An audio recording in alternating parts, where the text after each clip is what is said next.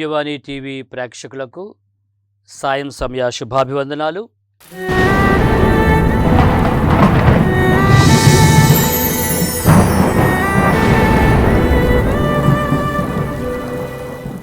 The imitation of Christ, క్రీస్తుని అనుసరణ అనేటువంటి ఒక చక్కని ఆధ్యాత్మిక విలువలతో కూడినటువంటి 4వ శతాబ్దంలో థామస్ ఆ కెంపస్ అనే రచయిత చేత రాయబడినటువంటి ఈ పుస్తకం 6వ శతాబ్దంలో అనేక మంది ఆధ్యాత్మిక ప్రేరణకు, పుణ్యచరిత్రలకు ఆదర్శంగా నిలిచినటువంటి ఈ పుస్తకం ఈ రోజుకి కూడా కథోలిక శ్రీ సభలో మాత్రమే కాకుండా క్రైస్తవ సంఘాలు అంగీకరించి అనేక ఇతర సంఘాలలో కూడా ఈ రచయిత యొక్క భావాల్ని తీసుకుంటూ ఎంతోమందికి ప్రేరణ కలిగిస్తున్నటువంటి క్రీస్తుని అనుసరణ అనే పుస్తక భావాల్ని 40 రోజులుగా ధ్యానించి ఈ ఆఖరి రోజున ధ్యానాంశంతో మనం ముగించుకుంటూ ఉన్నాము.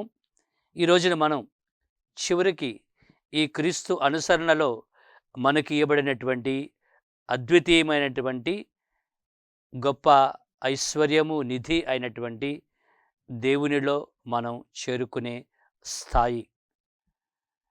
గత రోజులలో పవిత్ర జీవితం, ఆంతరంగిక స్వరాన్ని మనం వింటూ పవిత్ర జీవితంలో దేవునిలోనికి చేరుకునేటువంటి సాధన ప్రయత్నం. ప్రతి మతము ఆలోచనలో, గొప్ప ధర్మాలలో మనం ఇది చూస్తున్నాం.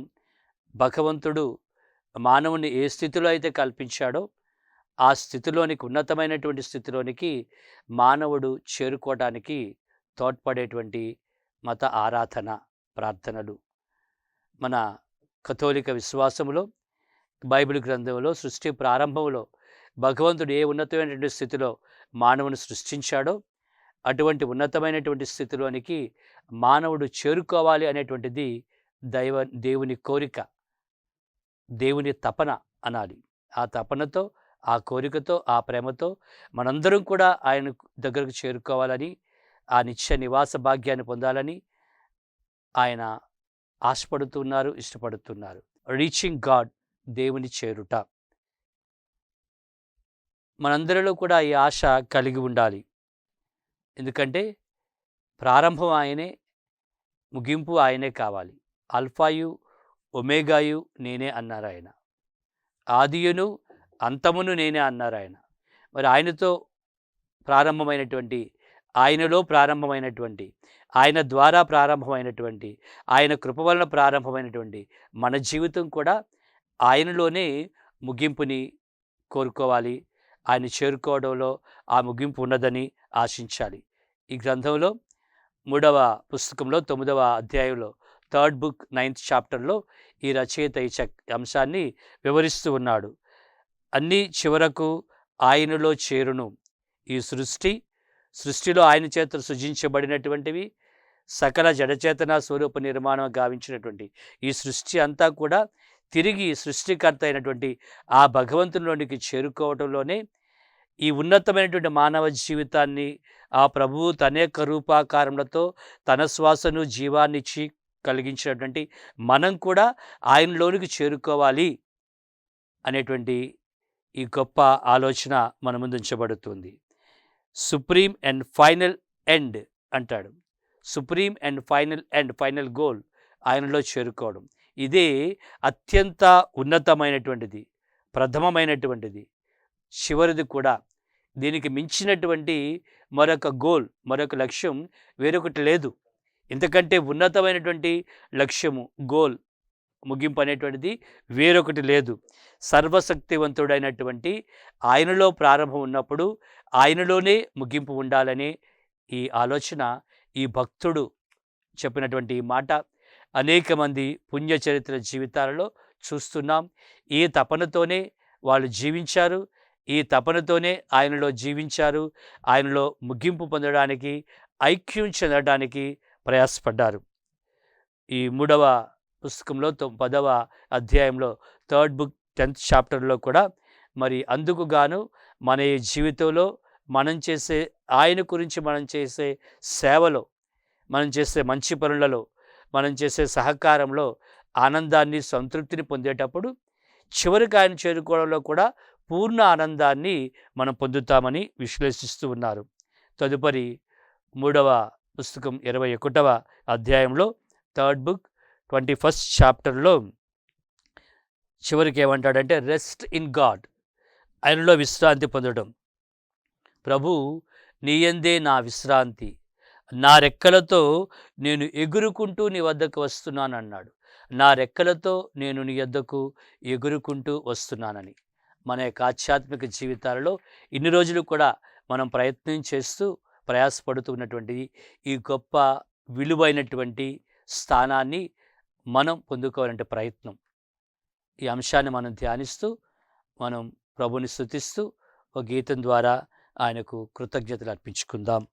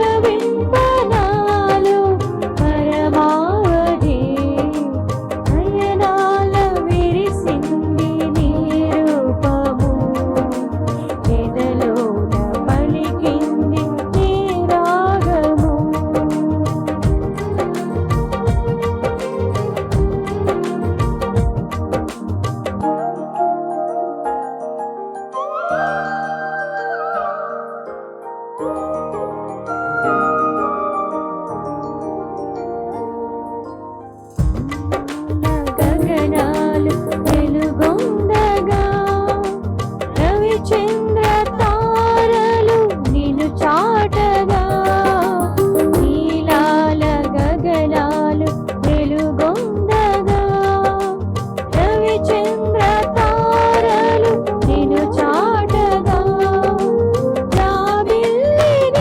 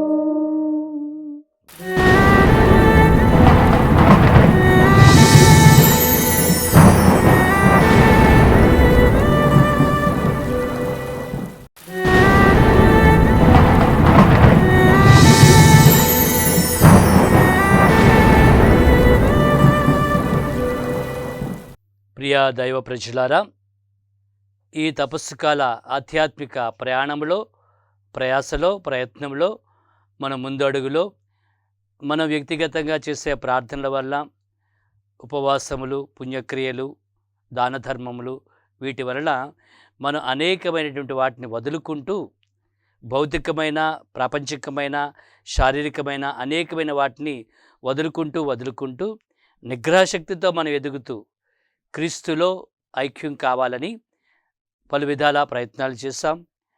వ్యక్తిగతంగా, కుటుంబపరంగా ప్రార్థనలు, పుణ్యక్రియలు చేస్తాం.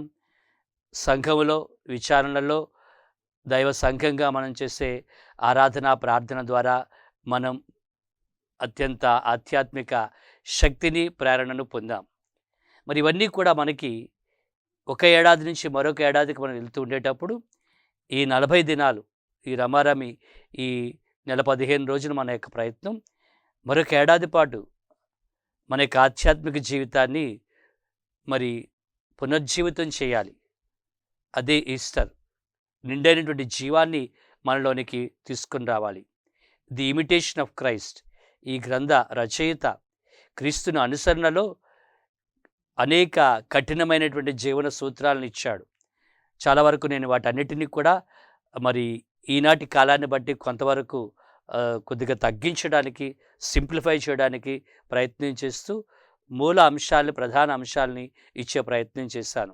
నిరంతరము కూడా మన ఏ విధంగా ఉన్నతం వైపు, మన యొక్క లక్ష్యాన్ని, ఆ ఐశ్వర్యం వైపు, ఆ నిధి వైపు, ఉత్తమమైనటువంటి ఆ యొక్క నిధి వైపు మన దృష్టిని సారించాలి అనే గొప్ప ప్రయత్నాన్ని ఈ రచయిత చేశాడు. కాబట్టి అన్ని సంఘాలు, అన్ని క్రైస్తవ సంఘాలలో కూడా ఈ పుస్తకానికి చాలా విలువ ఉంది. దీన్ని అనేక భాషల్లో మరి ట్రాన్స్లేట్ చేయడం కూడా జరిగింది. బైబిల్ తర్వాత ఉన్నతంగా ఆదరించబడినటువంటి పుస్తకాల్లో ఇది ఒకటి. 6వ శతాబ్దంలో మరి క్రైస్తవ సంఘములో వచ్చినటువంటి రివైవల్, ఆధ్యాత్మిక మార్పులలో కూడా అనేక మంది పుణ్యచరిత్రలు ఈ పుస్తకంలో ఉండే భావాలని గ్రహిస్తూ అనుసరించడానికి, తద్వారా క్రీస్తును అనుసరించడానికి వాళ్ళు ప్రయత్నం చేశారు. ఈ రోజుకి కూడా ఇవి మనకు ఉపయోగపడేటువంటి ఆధ్యాత్మిక అంశాలు. ఈ 40 రోజులుగా ఈ అంశాన్ని ఈ విధంగా ఒక్కొక్కటి కూడా వివరిస్తూ మరి దానితో పాటుగా క్రీస్తుని అనుసరణలో మనందరం కూడా ఆయనకు దగ్గరగా ఎదిగే ప్రయత్నంలో ముందుకు వెళుతూ ఉన్నాము.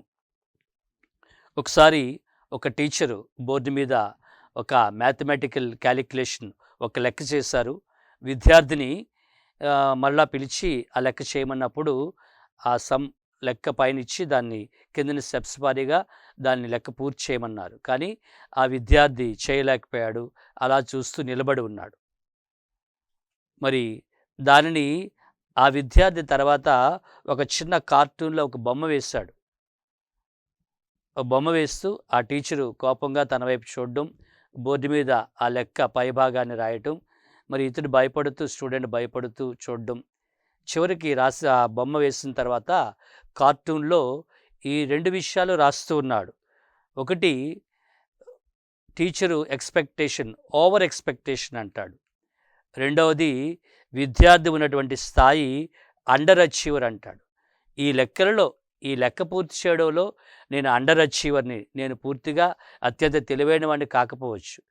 నన్ను మీరు అనుకున్నటువంటి స్థాయిలో చాలా ఓవర్ ఎక్స్పెక్టేషన్తో నన్ను చూశారు అనేటువంటి వాక్యాల్ని రాయటానికి ప్రయత్నం చేస్తూ ఉన్నాడు ఆ విద్యార్థి.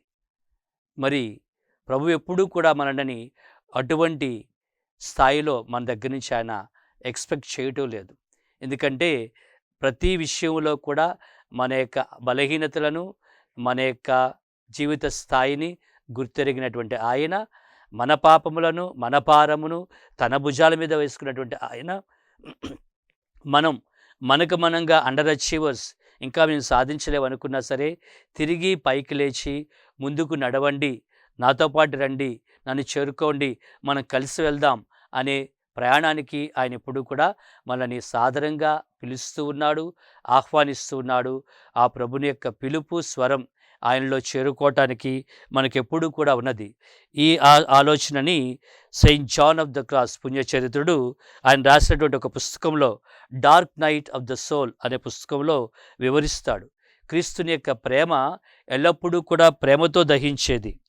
సాధు స్వభావము, మృదు స్వభావము, సున్నిత హృదయము ఆయన హృదయములో ఉన్నాయి. ఆ హృదయ లోతుల్లోనికి మనం వెళ్ళే ప్రయత్నం చేసినప్పుడు ఆ ప్రేమ నిధిని మనం కనుగొంటాం. ఆ ప్రేమ నిధిని మనం కనుగొనేటప్పుడు మనకు కూడా ఈ ఆధ్యాత్మిక నిధి మనదవుతుంది. దిస్ ఈజ్ మైన్, ఈ గొప్ప నిధి నాది, నేను కూడా ఆ ప్రేమలో జీవించగలను, ఆయనలో కలిసి వసించగలను అనే స్థాయికి మనం వెళ్ళగలము. అదే ఆయన చేరుకున్నటువంటి స్థాయి, టు రీచ్ గాడ్ అని ఈ భక్తుడు జాన్ ఆఫ్ ద క్రాస్ తన రచనలో వివరిస్తూ ఉన్నాడు. ప్రియా సహోదరి సోదరులారా, ద్వితీయోపదేశకాండము 4వ అధ్యాయము 29-31 వచనాల్లో ఈ విధంగా అంటున్నాడు. పూర్ణ హృదయముతో మీరు నన్ను వెదకుదరేని మీరు తప్పకుండా కనుక్కుంటారు. చిట్ట చివరకు మీరు ప్రభువు చెంతకు తిరిగి వచ్చి ఆయన మాట వింటారు, ఆయన స్వరాన్ని వింటారని అక్కడ ఇజ్రాయేల్ ప్రజలకు చెప్పబడుతుంది. పూర్ణంగా హృదయపూర్వకంగా మనం ఆయన్ని కనుగోవడానికి ప్రయత్నం చేసినట్లయితే ఆయన మనం దర్శించగలం, ఆయన స్వరాన్ని వినగలం అనే వాగ్దానం మనం చూస్తున్నాం. కీర్తనాకారుడు 9వ కీర్తన 9-10 వచనాల్లో అంటాడు, ప్రభు నిన్ను వెదుకువారిని నీవు ఎప్పుడూ కూడా చెయ్యి విడిచిపెట్టవు అని. మరి మనం ఆశ కలిగి ఉండాలి, ఆలోచన కలిగి ఉండాలి. ప్రభువా నేను నిన్ను చేరుకోవాలి, నిన్ను కలుసుకోవాలి, నీతో కలిసి జీవించాలి అని. ఈ ఆలోచన, ఈ కోరిక మనం ఉండేటప్పుడు ఈ 40 దినాల ఈ ప్రయత్నం, మరి ముఖ్యంగా ఈ రచయిత రాసినటువంటి ఈ పుస్తకం ది ఇమిటేషన్ ఆఫ్ క్రైస్ట్, క్రీస్తుని అనుసరణలో క్రీస్తు ఏ విధంగా అయితే ఆ తండ్రి దేవుని నుంచి వచ్చి తిరిగి తండ్రి దేవుని చెంతకు వెళ్తున్నాడో, ఆ తండ్రి దేవుని యొక్క గృహానికి, ఆ స్వర్గ గృహానికి మనల్ని కూడా తోడ్కొని వెళ్ళడానికి ఆయన వచ్చాడు. మనల్ని కూడా ఆ గృహానికి ఆయన ఆహ్వానిస్తూ ఉన్నాడు, పిలుస్తూ ఉన్నాడు. ఆ మహిమలోనికి మనం చేరుకోవాలని ఆయన ఆశపడుతూ ఉన్నాడు. కావున మనం ఆయన వెంబడి వెళ్ళేటప్పుడు, ఆయనతో కలిసి వెళ్ళేటప్పుడు, ఆయనతో మన అనుదిన జీవనశైలిని ఎత్తుకొని వెంబడించేటప్పుడు మనం కూడా ఆ గృహాన్ని చేరుకోవడానికి, దేవునిలో కలయికను పొందడానికి మనం తప్పకుండా సాధించగలం. దేవునిలో కలిసినటువంటి ప్రతి బిడ్డ కూడా, ప్రతి భక్తుడు కూడా, ప్రతి క్రైస్తవుడు, ప్రతి కథోలిక బిడ్డ కూడా దేవునితో సంగమమై కలిసి ఉన్న బిడ్డగా, మరి ముఖ్యంగా ఈ పుస్తకంలో రాయబడినటువంటి దివ్య సప్రసాద ఔన్నత్యాన్ని గుర్తించిన బిడ్డలుగా, దివ్య సప్రసాదం ద్వారా ప్రభుని తీసుకుంటున్న మనం, ప్రభు మనలో ఉంటారు, మనతో ఉంటారు, మన నుంచి ఇతరులకు ప్రభావితం చేయబడుతూ ఉంటారు. అదే క్రీస్తు కోరినటువంటి క్రీస్తు రాజ్యము, దైవరాజ్యము. ప్రేమ, శాంతి, సమాధానములతో వెలయు రాజ్యము. అటువంటి రాజ్యము మన హృదయాల్లో నెలకొలాలి, మన ఇంటిలో, మన గృహాల్లో నెలకొలాలి, మన యొక్క సంఘంలో ఉండాలి. మన ద్వారా మనం ఉండే ప్రాంతానికి అది ఆ పరిమళాలని వెదజల్లాలి. అటువంటి స్థాయిలోనికి చేరటానికి ఈ 40 రోజుల ఈ ప్రయాస మనకు ఉపయోగపడుతుందని నేను ఆశిస్తూ ఉన్నాను. మరి శ్రోతలుగా ఈ 40 రోజులు కూడా ఆదరించి ఈ పరిశుద్ధ వాక్యాన్ని ఆలకించినందుకు, మరి ఈ గొప్ప ఐశ్వర్యాన్ని కనుగొనడంలో మనందరం భాగస్వామైనందుకు దేవునికి కృతజ్ఞతలు తెలియజేస్తున్నాను. దివ్యవాణి యాజమాన్యకి కృతజ్ఞతలు తెలియజేస్తూ, మరి ఈ భావాలని పుస్తక రూపంలో కూడా ప్రేక్షకులకి త్వరలో అందించే ప్రయత్నం చేస్తాను. ఆ ప్రయత్నాన్ని కూడా భగవంతుడు దీవించాలని, ఈ పుస్తకం ది ఇమిటేషన్ ఆఫ్ క్రైస్ట్, ఈ గొప్ప ఆధ్యాత్మిక పుస్తకం మన మాతృభాషలో అనేక మందికి చేరువలో ఉండాలని కోరుకుంటూ, మరి ఈ గొప్ప నిధిని, ఐశ్వర్యాన్ని ప్రభు మేమందరం కనుగొనేటట్లు మమ్మల్ని దీవించండి మనం ప్రార్థన చేద్దాం. కీర్తన 119 2వ వచనంలో అంటున్నాడు, పూర్ణ హృదయముతో ఆయనను వెతుకువారు ధన్యులు. కావున ఆ ధన్యతను మనం పొందడానికి పూర్ణ హృదయముతో ఈ ఐశ్వర్యాన్ని కనుగొని ఆయనకే స్తుతి, మహిమ, ఘన ఆరాధనను మనం చెల్లించుదాం.